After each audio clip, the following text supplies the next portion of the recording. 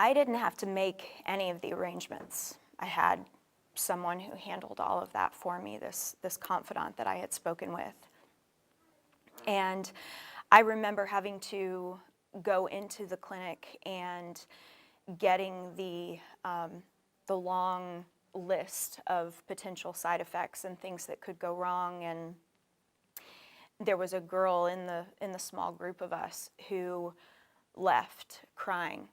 And I remember that was part of the guilt that I felt after. How come I could go through with it?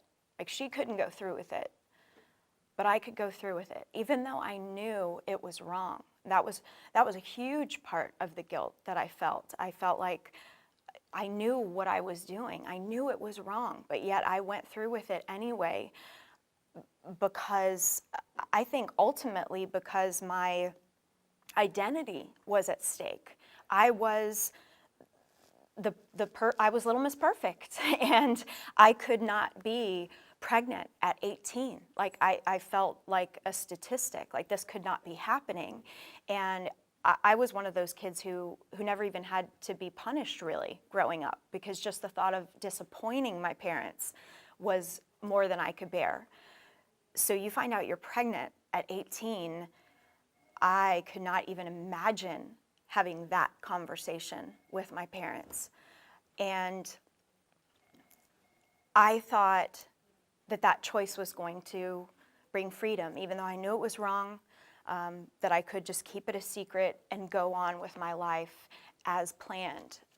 But that guilt just festered. And a few years later, I did end up needing to tell my parents because of a circumstance that happened. And their first response was, "We are so sorry that you felt like you couldn't come to us." And I realized that I didn't even give them the chance. I let that guilt and that shame keep me from reaching out for help when help really was available to me. I suffered with that for so many years, just the shame of that secret, that feeling that people would look at you differently if they knew that. And knowing, again, that I was a Christian from a young age. So it wasn't like I made this choice and then I came to faith and realized what I did was wrong.